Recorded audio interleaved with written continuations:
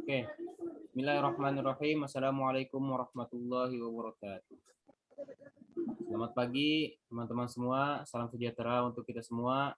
Ya, pada perkuliahan pagi hari ini pada mata kuliah Tafsir Ahkam kita akan melanjutkan ya pembahasan kita mengenai kewajiban menafkahi anak. Yang kali ini akan disampaikan oleh presentator kita yaitu saudari R.A. Alisa Katrina dan Naftalin.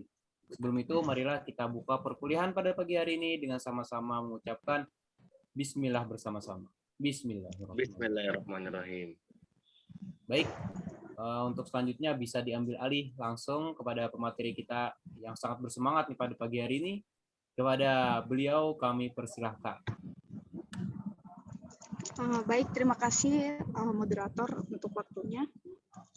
Bismillahirrahmanirrahim. Assalamualaikum warahmatullahi wabarakatuh. Waalaikumsalam warahmatullahi wabarakatuh.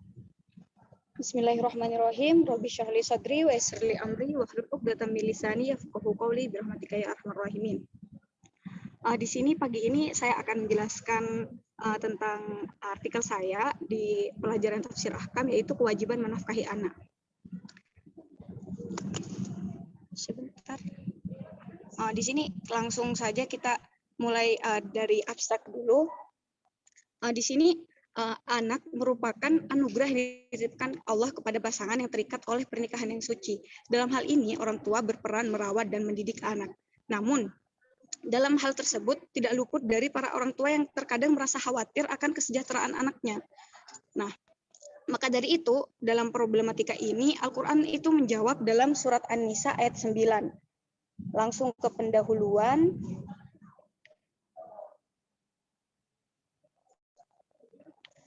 Dalam ilmu pendidikan, anak disebut tabula rasa. Maksud dari tabula rasa ialah anak itu seperti kertas putih yang tidak ada noda atau tulisan sama sekali, akan tetapi di sini orang tualah yang berperan untuk melukiskan apa karakter atau pendidikan anak yang akan anak jalani ke depannya gitu. Jadi peran orang tua di sini sangat penting, ditambah kita tahu sendiri bahwa anak ini merupakan titipan dari Allah. Dan langsung saja di sini saya mau membahas tentang tafsir surat An-Nisa ayat 9, bahwasanya banyak orang tua yang merasa khawatir akan kesejahteraan anaknya. Dan banyak orang tua yang meninggalkan anaknya di saat mereka masih membutuhkan pendidikan dari orang tua kandungnya gitu. Di sini saya akan menggunakan metode Maudu'i. Dalam metode Maudu'i di sini berkaitan dengan sebab-sebab turunnya dan ayat-ayat yang berhubungan dengan ayat yang dijadikan fokus ayat. Nah, di sini fokus ayatnya saya mengambil surat An-Nisa ayat 9. Bismillahirrahmanirrahim. Waliyakhshal ladzina law taraku min khalfihim dzurriyyatan dhi'afan khafu 'alaihim falyattaqullaha walyaqulu qawlan sadida. Dan hendaklah takut kepada Allah orang-orang yang sekiranya mereka meninggalkan keturunan yang lemah di belakang mereka, yang mereka khawatir terhadap kesejahteraannya. Oleh karena itu, hendaklah mereka bertakwa kepada Allah dan hendaklah mereka berbicara dengan tutur kata yang benar. Di poin selanjutnya, dalam metode Maudu'i di sini ada beberapa kata kunci yang saya mengambilnya, ada 5 kata kunci yang saya ambil. Di sini pertama dalam kata kunci waliyakhsha. Berdasarkan hasil pencarian saya di Maktabah Syamilah, kata waliyakhsha di sini disebutkan 17 kali di dalam Al-Qur'an, dan di situ seperti yang ada di share screen ya, di surat apa saja ini teman-teman. Dan kata waliyakhsha merupakan fi'il amr dari kata khosyayakhsha yang memiliki arti takut. Nah, setelah saya lihat dari 17 surat semua di sini, fi'il amr dari kata waliyakhsha di sini merujuk kepada rasa takut kepada Allah, begitu. Dan untuk yang kedua, taroku, kata taroku, berdasarkan masih sama hasil pencarian dalam Maktabah Syamilah, kata taroku disebutkan 4 kali di dalam Al-Quran, yaitu dalam surat An-Nisa, At-Taubah, Al-Ankabut, dan Ad-Dukhan. Sedangkan kata taroka itu sendiri, yang merupakan fi'il madi dari kata taroku, itu disebut dalam Al-Quran sebanyak 44 kali. Akan tapi di sini fokus saya kepada kata toroku, karena kata toroku di sini diambil dari potongan surat An-Nisa yang dijadikan fokus ayat dalam pembahasan kali ini. Dalam kata toroku merupakan fi'il mudhari dari kata taraka yatsuku. Kata ini memiliki makna meninggalkan atau membiarkan. Maksudnya bahwasanya Allah tidak akan membiarkan seseorang sebelum mengetahui orang-orang yang berjihad di antara orang-orang yang beriman. Sebagaimana yang tercatat dalam surat At-Taubah ayat 16 dengan bunyi Am hasibtum an tusraku walamma ya'lamillahu alladhina jahadu minkum walam yattakhidhu min dunillahi wala rasulihi walal mu'minina waliyya. Dan sebagaimana kata ayutsraku di dalam surat Al-Ankabut ayat 2 yang memiliki arti yang sama dengan surat At-Taubah, ditinggalkan. Akan tapi dalam surat Al-Ankabut di sini dalam bentuk naibul fa'il.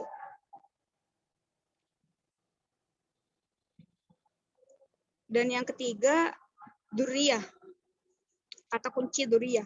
Berdasarkan hasil dari Maktabah Syamilah, kata duriyah di sini disebutkan 10 kali dalam Al-Quran. Kata duriyah yang memiliki arti keturunan, sebagaimana doa Nabi Zakaria kepada Allah ketika meminta penerus atau keturunan, yang tertuang dalam surat Al-Imran ayat 38 dengan bunyi Bismillahirrahmanirrahim. Hunalika da'a Zakaria rabbah qala rabbi habli min ladunka dzurriyyatan thayyibah innaka sami'ud du'a. Dan keturunan dalam kamus KBBI adalah manusia, binatang atau tanaman yang diturunkan dari yang sebelumnya. Akan tetapi dalam Al-Qur'an di sini kata dzurriyyah lebih fokus kepada keturunan manusia, makhluk hidup. Ya, dan yang keempat, kata kunci selanjutnya di Afan. Dalam Maktabah Syamilah ternyata kata di Afan ini hanya terdapat satu yang artinya lemah dalam bentuk masdar ya. Saya di sini mencarinya dalam bentuk masdar. Akan tapi kalau dalam bentuk yang lain pasti banyak dalam Al-Qur'an. Cuman ketika saya mencari dalam bentuk masdar dari kata di Afan di sini hanya disebutkan satu kali dalam surat An-Nisa ayat 9. Dan yang terakhir, khofu. Berdasarkan pencarian dalam Maktabah Syamilah, kata khofu di sini ditemukan sebanyak 3 kali, yaitu dalam surat An-Nisa, Al-Maidah, dan surat Al-Fussilat. Kata khofu adalah bentuk fi'il madi dengan domir hum, mereka laki-laki, dari kata khofa ya khofu, yang artinya takut atau merasa takut. Di dalam surat Al-Fussilat ayat 108 dijelaskan bahwa seseorang yang berkata bahwa Tuhan mereka, seseorang yang berkata bahwa Tuhan mereka adalah Allah dan menuguhkan pendiriannya, para malaikat akan turun kepada mereka dengan berkata bahwasanya janganlah merasa takut atau bersedih hati. Dan bergembiralah pada surga yang dijanjikan bagi orang yang beriman. Dengan bunyi ayat, Bismillahirrahmanirrahim. Innal ladzina qalu rabbunallah tsumma istaqamu an tatanazzalu alaihimul malaika alla takhafu wa la tahzanu wa abshiru bil jannati allati kuntum tu'adun. Dan di sini saya akan menjelaskan sedikit di dalam surat Al-Maidah. Kata khaufu di sini rasa takut akan persembahan yang dikembalikan kepada ahli waris. Nah, dari sini dapat kita simpulkan bahwa rasa takut di sini adalah takut akan hal-hal duniawi yang dikhawatirkan akan merugikan kehidupan kita di dunia. Padahal tidaklah seorang mukmin akan dibiarkan begitu saja oleh Allah dalam keadaan beriman baik di dunia maupun di akhirat. Kita langsung ke subbab selanjutnya, yaitu munasabah tafsir. Munasabah tafsir seperti kita ketahui dari penjelasan dosen kita, Buya Zenrif, munasabah tafsir ialah hubungan antara tafsir ayat yang menjadi titik fokus kita dengan ayat sebelum atau setelahnya. Nah, di sini saya mengambil ayat setelahnya, yaitu pada ayat ke-10 dengan bunyi Bismillahirrahmanirrahim. Innal ladzina ya'kuluna amwalal yatama dzulman innama ya'kuluna fi butunihim naro wa sayaslawna sa'ira. Dengan arti sesungguhnya orang-orang yang memakan harta anak yatim, yaitu secara zalim, sebenarnya mereka itu menelan api dalam perutnya dan mereka akan masuk ke dalam api yang menyala-nyala atau neraka.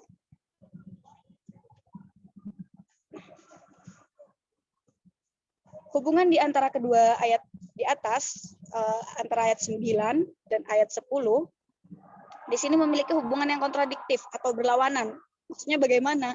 Nah, jika dilihat dari ayat 9 yang menjelaskan bahwa misalnya seseorang harus merasa takut kepada Allah jika orang tua tersebut meninggalkan anaknya karena rasa khawatir yang belum terjadi, rasa khawatir akan tidak bisa memberikan pendidikan yang layak atau sandang pangan atau kasih sayang yang layak kepada anaknya. Nah, hendaklah orang mukmin merasa takut karena memiliki perasaan seperti itu. Dengan ayat 10, di sini ayat 10 menjelaskan tentang larangan memakan harta anak yatim. Nah, harta anak yatim di sini ialah anak yang ditinggal mati oleh orang tuanya. Maka anak yatim di sini sama saja seperti dengan keturunan yang ditinggalkan lemah. Anak yatim juga merupakan anak yang lemah. Malah anak yatim itu lebih lemah daripada anak yang masih memiliki orang tua. Karena anak yatim tidak memiliki orang tua. Seperti itu. Jadi, maka munasabah dalam ayat ini berlawanan, akan tetapi memiliki keterhubungan secara makna. Yaitu secara maknanya di situ bahwasanya orang yang meninggalkan anaknya karena rasa khawatir atau orang yang memakan harta anak yatim tanpa mengkhawatirkan bagaimana kehidupan anak yatim di masa depan kelak, itu hendaklah merasa takut kepada Allah. Kenapa harus memiliki perasaan seperti itu? Hendaklah cepat-cepat kita sadar bahwa hal itu tidak baik dan hal itu malah membuat kita berdosa dan masuk neraka. Seperti itu. Langsung ke tafsir ayat dengan hadis.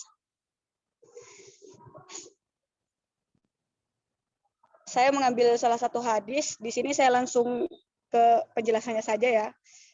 Dalam hadis di atas menjelaskan bahwa suatu ketika Rasulullah datang ke peperangan Sariyah. Peperangan Sariyah kita tahu bahwa peperangan yang tidak diikuti oleh Rasulullah. Dan beliau melihat seorang mayat perempuan. Lalu beliau menghampirinya dan berdoa atas mayat perempuan tersebut. Nah, beliau kemudian bersabda kepada Khalid bin Walid dengan mengatakan bahwa janganlah sekali-kali membunuh keturunan atau berbuat kejam atau keras. Nah, dari kisah tersebut dapat langsung kita simpulkan ya kalau ada hubungan dengan fokus ayat yang kita ambil saat ini, yaitu surat An-Nisa ayat 9. Meninggalkan sama saja pada zaman dahulu, mungkin untuk zaman sekarang tidak ada ya orang tua yang sampai membunuh anaknya karena rasa khawatir tersebut. Kebanyakan mungkin meninggalkan anak tersebut, entah meninggalkan di panti asuhan atau dibuang gitu. Nah, maka hadis tersebut dari sabda Rasulullah, janganlah sekali-kali membunuh keturunan atau berbuat kejam, ini sangat berhubungan dengan fokus ayat yang kita ambil, yaitu surat An-Nisa ayat 9. Dan selanjutnya tafsir ayat dengan qaul sahabi, langsung saja ke penjelasannya. Pada peristiwa di atas, seorang sahabat yang hendak meninggal dunia berkata kepada anaknya, apakah dia anaknya akan membebaskannya? Karena selama hidup, dia tidak meninggalkan warisan apapun kepada anaknya. Maksudnya, ketika dia ingin hendak meninggal, dia tidak memiliki apa-apa untuk ditinggalkan kepada anaknya, sebuah warisan maksudnya di sini. Lantas dia bertanya lagi, apakah dia akan membebaskan jiwanya setelah meninggal? Maka dibacakanlah surat An-Nisa ayat 9 kepadanya. Nah, dari kisah ini memiliki hubungan ya, karena yang ditunjukkan memang sudah jelas surat An-Nisa ayat 9, agar orang tua yang hendak meninggal ini tidak perlu merasa khawatir akan kesejahteraan anaknya setelah ditinggal meninggal oleh orang tuanya.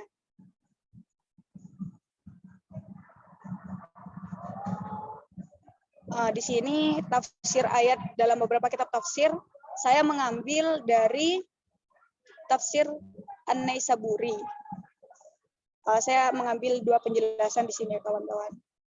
Dan langsung saja kepada tafsir ayat dengan asbabun nuzul atau fakta sosial. Nah, kita ini sudah beralih ke poin terakhir sebelum kesimpulan dari presentasi kali ini.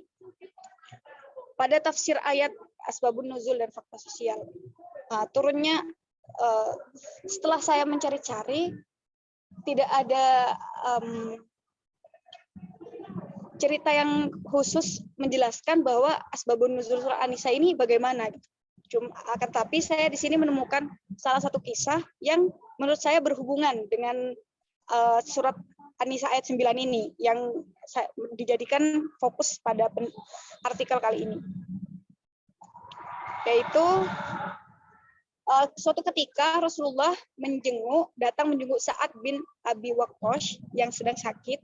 Kemudian bertanyalah saat ini kepada Rasulullah, "Wahai Rasulullah, saya mempunyai harta dan hanya putriku satu-satunya yang akan mewarisiku. Dapatkah kusedekahkan 2/3 kekayaanku?" Jawab Rasulullah, "Jangan. Kalau separuh bagaimana?" Tanya Sa'ad lagi. Maka Rasulullah menjawab lagi, "Jangan.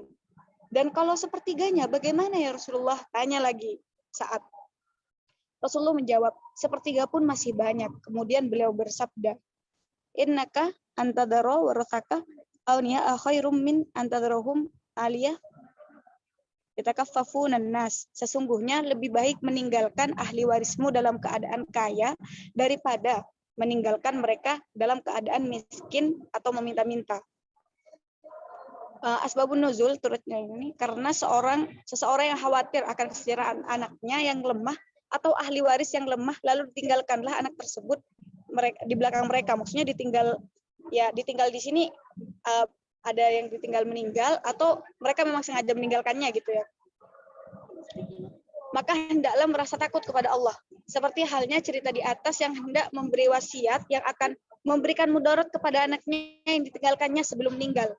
Maka Ibnu Abbas berkata, menurut Ali bin Abi Thalha, bahwa mengenai seseorang yang mendekati ajalnya yang terdengar oleh orang lain hendak membuat wasiat yang memberikan kemudaratan bagi ahli warisnya, maka Allah memerintahkan kepada jalan yang benar dan diperintahkan agar bertakwa kepada Allah mengenai ahli waris yang ditinggalkan. Nah, dari cerita di atas, jika kita melihat permasalahan yang terjadi di sekitar kita, pada zaman sekarang banyak sekali ya, ada panti asuhan di mana para orang tua menitipkan anaknya atau orang tua meninggalkan anaknya dengan sengaja di panti asuhan. Menurut saya untuk meninggalkan anak di panti asuhan itu masih wajar, mungkin dia memang dalam keadaan terpuruk. Ya. Orang tua di sini memang dalam keadaan terpuruk, entah hubungan dengan suaminya atau pendidikannya. Akan tapi bahkan ada orang tua yang meninggalkan anaknya di tong sampah, di tempat-tempat yang tidak layak, padahal kita tahu bahwa anak tersebut merupakan titipan anugerah dari Allah gitu. Lantas kenapa kita harus memperlakukan anak yang lemah, yang membutuhkan kita dengan hal sekejam itu?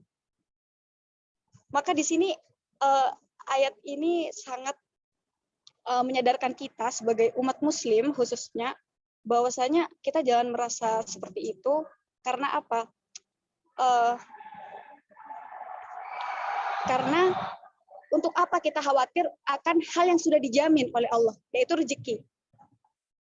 Manusia hanya memiliki doa dan usaha. Jadi menurut saya tidak perlu merasa khawatir akan sebuah hal yang belum terjadi. Karena kita sebagai manusia, kita hanya memiliki doa dan usaha yang kita perjuangkan dalam hidup ini. Mungkin itu saja ya kawan, penjelasan untuk hari ini. Saya kembalikan lagi kepada moderator. Oke, terima kasih pada pemateri ya presentasinya pada perkuliahan pagi hari ini. Untuk selanjutnya teman-teman bisa memberikan tanggapan, komentar atau saran atau juga bisa pertanyaan nih kepada pemateri. Sudah ada yang raise hand? Saudari Lika Nurtamami, mungkin bisa di on mic. Ya, terima kasih atas waktunya. Mohon maaf ini saya pakai masker ya karena memang ada di dalam ruangan yang banyak orang, jadi memang peraturannya seperti itu. Oke, baik. Dari saya untuk kepenulisan itu sudah rapi dan sudah bagus. Kemudian saya sedikit menambahkan bahwasannya tadi ada diksi dari presentator bilang bahwasannya anak yatim itu adalah lemah begitu. Menurut saya diksi itu bisalah diganti dengan diksi yang lain.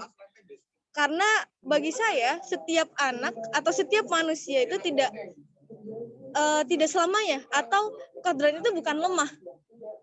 Tapi dia memilih untuk lemah begitu. Jadi semua orang semua manusia yang diciptakan oleh Tuhan itu semuanya punya kekuatan masing-masing. Jadi untuk teman-teman yang bilang bahwasannya anak yatim itu lemah, menurut saya itu diksi yang kurang berkenan dilontarkan kepada anak-anak yatim, begitu. Kemudian bagi saya untuk anak-anak yang sempat ditelantarkan oleh orang tuanya, itu sebenarnya ada hak dari pemerintah sendiri. Jadi sebenarnya gini teman-teman, di dunia forum anak itu ada beberapa hak anak yang dimana itu diringkas menjadi 4, yaitu hak hidup, tumbuh kembang, perlindungan, serta partisipasi. Di mana yang tadi topik anak-anak yang ditelantarkan itu bisa masuk ke dalam hak yang nomor 3, yaitu hak perlindungan. Nah, di situ tanggung jawabnya adalah dari orang-orang dewasa, orang tua yang ada di sekitar anak itu, kemudian juga pemerintah. Jadi, maka dari itu, di situ bisa kita ambil kesimpulan bahwasannya sebenarnya anak-anak yatim piatu itu masih mempunyai orang tua. Tapi, kalau misalkan dalam ranah peraturan, maksudnya ranah undang-undang, dia memang tidak memiliki orang tua, tapi secara sosial dia itu memiliki orang tua, begitu teman-teman. Mungkin itu tambahan sedikit dari saya. Terima kasih atas waktunya. Saya kembalikan lagi kepada moderator. Apakah ada tanggapan dari pemateri untuk tambahan dari Saudari Lika tadi? Baik, terima kasih Mbak Lika untuk tambahannya. Mungkin di sini maksud dari saya, maksud di sini lemah bukan berarti manusia itu termasuk lemah gitu. Maksud saya di sini untuk anak-anak yang masih butuh pendidikan gitu. Jadi mereka tuh lemah, apalagi anak yatim di sini termasuk anak yang lemah juga karena orang tua yang mendidiknya itu meninggal dunia, dan meskipun mereka memiliki hak asuh, mungkin tantenya atau pamannya atau siapa gitu, neneknya, akan tapi maksudnya di sini kan bagi orang-orang yang memakan harta anak yatim. Nah, jadi di sini bisa saja yang memakan harta anak yatim di sini kan orang yang mengasuhnya gitu. Jadi maksud dari saya di sana gitu. Bisa dipahami, Mbak?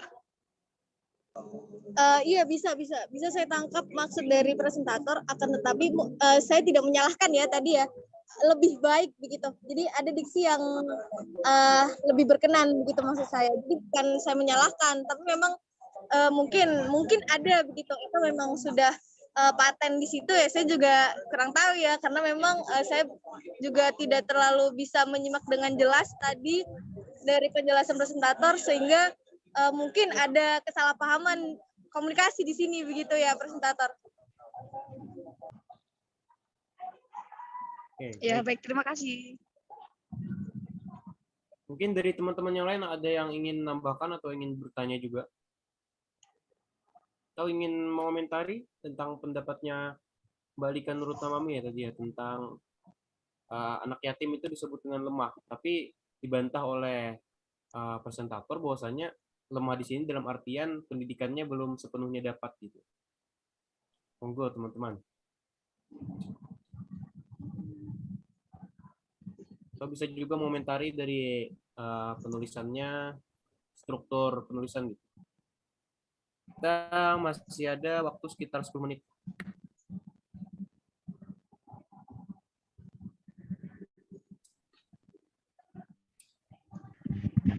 Nggak ada, saya izin masuk kalau belum ada yang mau ngomong. Ya, silakan. Saya butuh waktu 3 menit, 10 lewat 2, berarti 10 lewat 5 saya selesai bicara. Poin pertama, menanggapi tadi mengenai anak yatim. Secara manusiawi, secara penciptaan, memang semua manusia itu mempunyai barometer yang masing-masing. Tidak ada manusia yang lemah, betul. Akan tetapi, kalau anak yatim, diksi apa lagi yang cocok kalau bukan lemah? Kenapa? Dikatakan anak yatim itu apabila dia belum masih kecil gitu kan. Kalau soal umurnya saya kurang tahu. Setahu saya kalau ibu saya sekarang dia kan udah tinggal sama orang tuanya. Sekarang nggak bisa lagi dikatakan anak yatim gitu kan. Nah, kalau itu udah nggak lemah. Tapi kalau misalnya anak yatim umur 5 tahun SD, apakah kita nggak bilang lemah? Memang secara itunya dia secara manusianya ya memang dia kuat menurut menurut ukuran dia sendiri gitu. Akan tetapi menurut ukuran kita, apakah dia sudah bisa mencari uang untuk namanya pendidikan, untuk segala macamnya. Belum lagi kalau dirampas, kan enak sekali nggak ada yang melindungi dia. Maka dari segi sosial itu dapat dianggap lemah. Makanya turunnya negara mengatur, kata saudari Nur tadi kan melindungi, mengembangkan. Kenapa? Karena lemah. Kalau nggak lemah ya ngapain? Gitu kan? Dari segi sosialnya itu lemah. Tapi dari segi penciptanya nggak ada lemah manusia. Nah, insya Allah sanggup semua. Allah telah memberikan berbagai macam fasilitas kepada kita, tangan, otak, berpikir segala macam. Itu udah lengkap, nggak ada yang kurang. Kan tapi dari segi sosialnya saya tekankan. Makanya turun negara tadi. Untuk apa? Untuk menolong orang-orang yang lemah, termasuk anak yatim. Jadi diksi ini sudah pas, tapi butuh penjelasan lebih lanjut. Selanjutnya, dari segi penulisan, apa saya yang kelewat lihat tadi soalnya sedikit ngelantur. Dari segi aspek fakta sosialnya mungkin tidak dituliskan secara eksplisit, bukan begitu. Tapi sudah diterangkan. Oke, bagus, tapi ada baiknya untuk dituliskan di sana. Itu 10.5. Oke, selesai. Walaupun 1 poin tertinggal. Oke, sekian. Oke, terima kasih Mas Kiram atas tambahannya. Mungkin ada tanggapan dari pemateri untuk tambahan tadi? Apa ada yang perlu dibahas? Terima kasih untuk masukannya ya Mas Kirom. Dan tadi untuk ini ya fakta sosialnya. Ini ada di paragraf paling bawah. Emang sedikit, saya menyantumkannya sedikit. Di situ ada paragraf paling akhir di sini sebelum penutupan.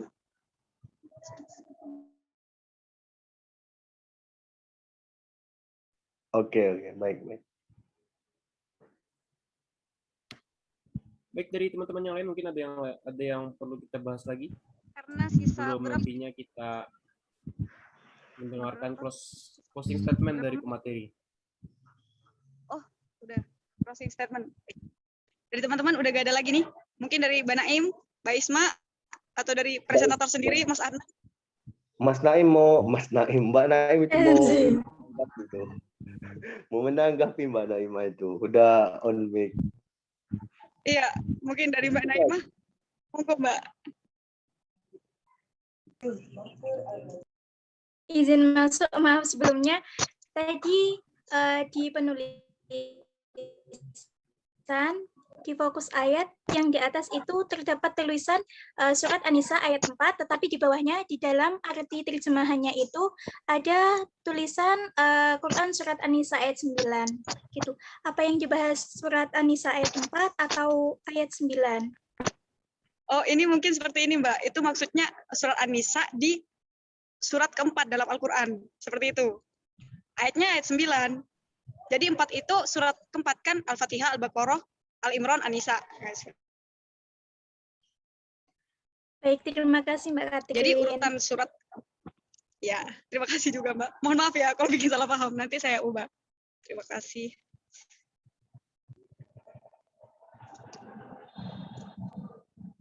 Mungkin ada lagi dari Mbak Waktunya Nurul? berapa menit lagi, moderator? Ya, masih ada 5 menit. 5 menit ya. Atau dari Mbak Isma yang tadi mau ngomong?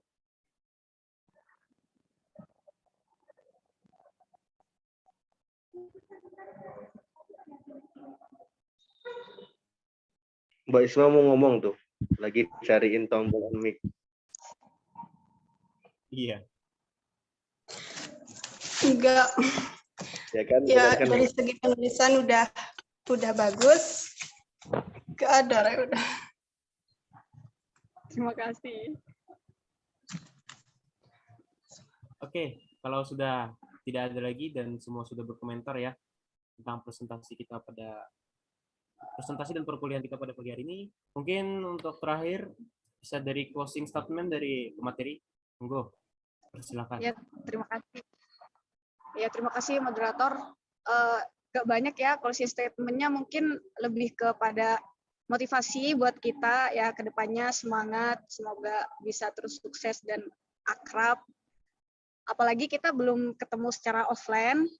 Ya, meskipun kita kenal virtual, semoga tetap semangat dan bisa cepat-cepat ketemu secara offline. Itu saja mungkin. Oke, terima kasih atas presentasi yang sudah ditampilkan tadi ya pada kesempatan kali ini. Saya Muhammad Adnan Rosadi sebagai moderator. Berterima kasih juga kepada teman-teman yang sudah menyempatkan waktunya pada kesempatan kali ini. Semoga kita bisa berjumpa di minggu depan. Wassalamualaikum warahmatullahi wabarakatuh. Waalaikumsalam warahmatullahi wabarakatuh.